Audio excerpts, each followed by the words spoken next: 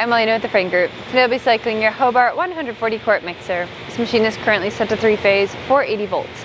We recommend reading the manual in its entirety before powering on the machine.